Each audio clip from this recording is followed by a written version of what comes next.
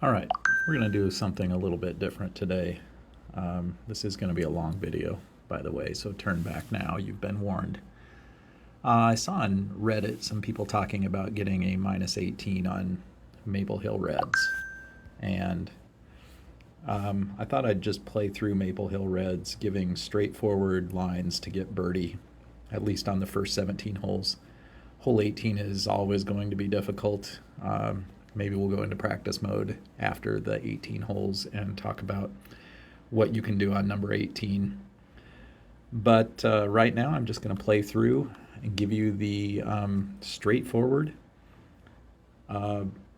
birdie line on the first 17 holes. So starting with hole 1, just take your throw-in fuse, put the bottom chevron on the basket. I put a little bit of hyzer on it due to the wind,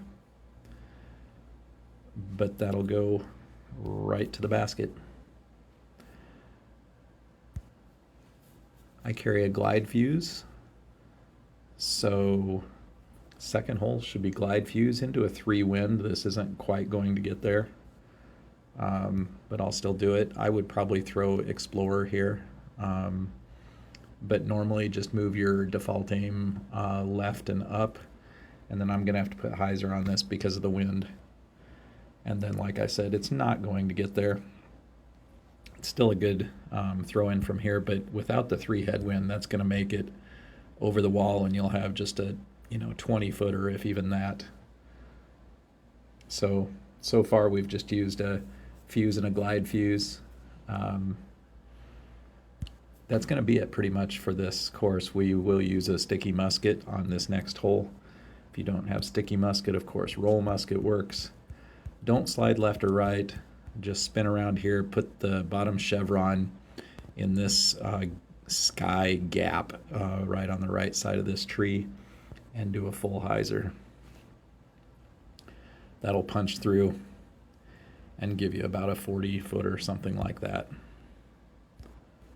38-footer here. Of course, you could cut that tighter if you want to get it even closer to the basket. I just like to go through that hole to avoid the collision and avoid any chance of falling straight down. Hole 4, we're going to go back to just our standard throw-in fuse. It's 215 feet, but you only have to throw this about 110 feet of power in no wind, and with a 2 tailwind, just about a little over 100 feet of power. Just enough to clear that rail right there. That was still going too fast, so we could aim a little bit higher there and throw it even softer, as you don't want to go into those woods beyond the hole. Hole 5, we're going to go Explorer for the first time. So take your sticky Explorer or roll Explorer, either one. Don't slide. Put the bottom chevron on top of the bush on the right side of this big tree here, so put the bottom chevron there, and then don't put any hyzer on it or anything, just throw 150 feet of power, and the Explorer will fade right over to the basket. 31-footer there.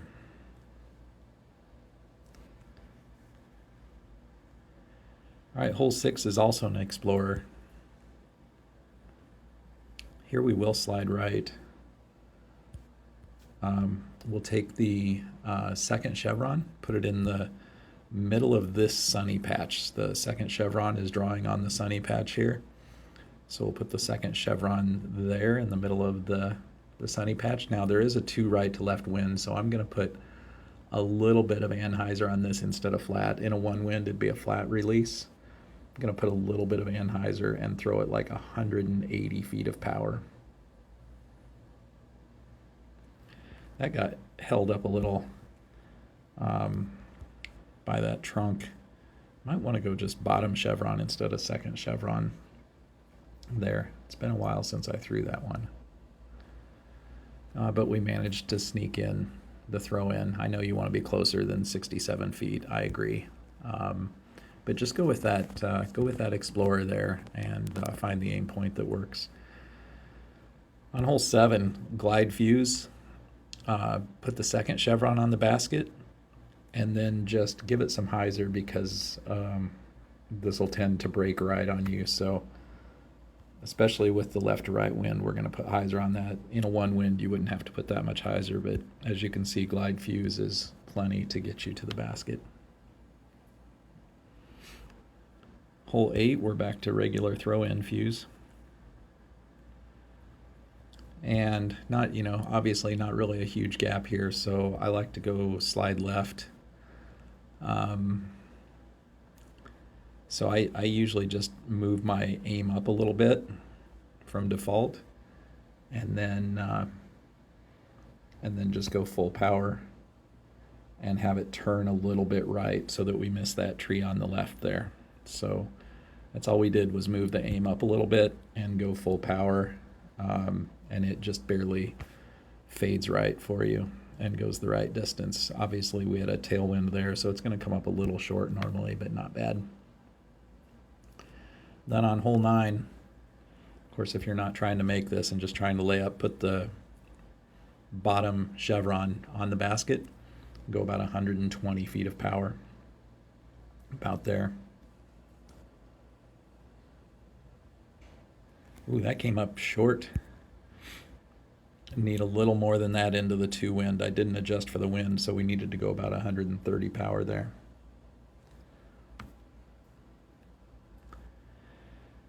All right, now hole 10, I do throw a sticky rive here. Of course, that's not necessary. You just want to throw really whatever you can to get up past the fort. So really my standard play here is an ace run, but that's not necessary. So let me just take a musket, something that nearly everyone would have, and I'm going to aim that about second chevron at the basket height out here to the right, and just blast this up there. So you could play with that and see how far left you can cheat to give yourself a shorter throw in. You could probably even go sticky musket, but glide musket obviously gets you up here past the timbers and the green so that you have an unobstructed throw in. It is a safe ace run throw in with a sticky rive, but not everybody has a distance driver or a rive yet, so musket will definitely do the trick there. All right, so now we throw fuse for like the next 7 holes in a row. Fuse here on 11, bottom chevron, even with the bottom of the marker, and then aim just a little bit right of the hole and go like 180 or 190 power. I want to go right of the hole here because the trees are shorter right of the hole, and there's less trouble right of the hole. So maybe even a little less power there, and aim a little farther right just to clear the trees earlier and then get stopped before we go down over the hill. All right, hole 12, we're going to slide left and put the bottom chevron in the dirt right here and kind of in this ditch. And then like 160 feet worth of power to just kind of blast it into that ditch. 160 feet of power there, and I'm going to give a little bit of anhyzer just because of the headwind. And that goes right into the ditch. So you'll have, a putt or a throw in. If it slides up, even better next to the basket, but if it stays down in the ditch, it should still be manageable. Hole 13, we're going to take our fuse and slide right. I'm going to put our chevron at the base of the tree down there. There you go. And 150 feet of power, maybe 155 with this 2 headwind, and maybe just a touch of hyzer, so barely more than 150 power. There's a few sticks and stumps on the ground that might get in the way, but usually that's pretty safe. All right, hole 14. We go, again, this is one of those holes without much of a gap, so I go regular fuse and slide left, and then I'm aiming for this this bigger gap right here. So I go top chevron at basket height and just kind of on the left side of the gap. And then I'm going to throw this full power, so I know it will break right a little bit. So I'm aiming at the left side of the gap.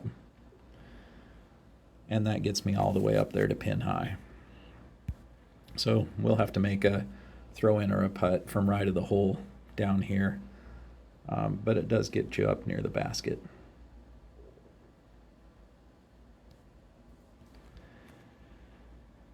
All right, hole 15. We're just going to slide left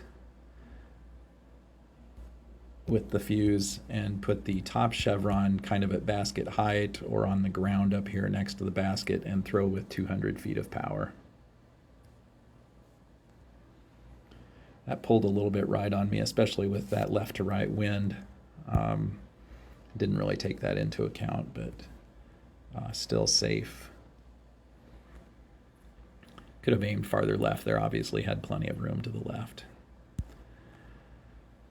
Hole 16, we just take our fuse and put the bottom chevron on the top band, and then just throw 200 feet of power. It's uphill, so that's going to come up nice and short right in front of the basket.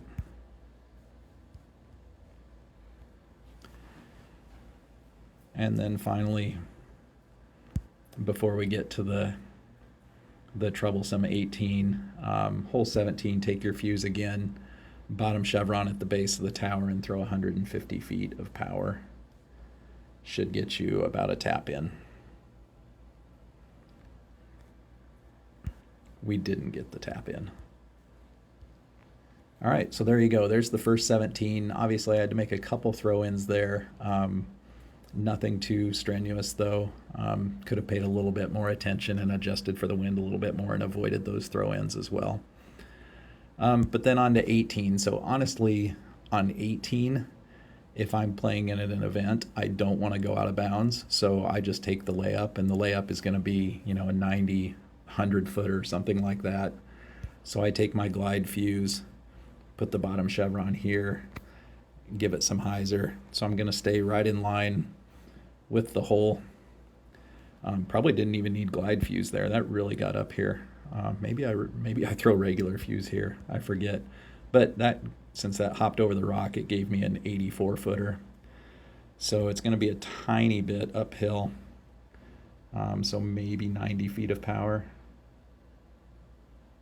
It's not very uphill from here. I want that a little farther right on the sway. And there we go for the 18 under.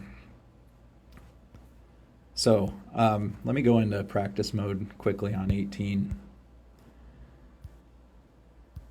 So practice, like I said, that's what I do always, is laying up there.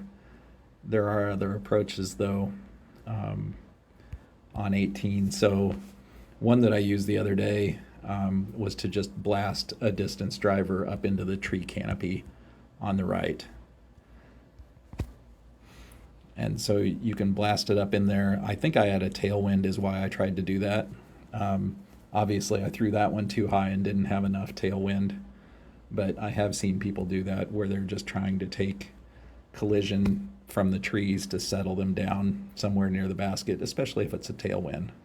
Problem is you have those trunks of the trees in the way, right? So that can be a problem. Obviously, the other play is out to the left, throwing something on a forehand, whether it's a distance driver with skip, or whatever your play might be here. That's obviously too far. That was going to go OB long. I wonder if skip sapphire, of course, a lot of you probably don't have a skip sapphire, and I get that until you get your bag built up. Maybe you don't have that. We got a dead skip there. But let's try the recoil. See if I don't think it'll get there on the forehand. No, it won't get there. So you really do, if you're going to go for it, you really do need a distance driver or maybe a skip sapphire, something like that. But water skip gold, will that get there? Yeah, that'll get there. That's fairly safe, right? No skip to worry about, not overpowering it. So those are some other options on 18. I get it. That's a tough one. It's a tough one for everybody. Even the pros don't get birdie here all the time. So anyway, that's Maple Hill Red.